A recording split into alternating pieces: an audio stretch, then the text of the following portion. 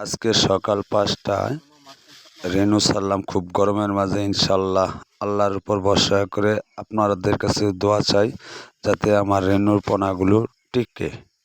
এবং এই হলো রেনু ছাড়ার দৃশ্য। আজকে এই পর্যন্তই। খোদা হাফেজ, দোয়া করবেন। অবশেষে আরেকটা কথা বলতে চাই, 46 শতক জায়গায় আমি রেনু ছাড়লাম রুই 3G 10 কেজি।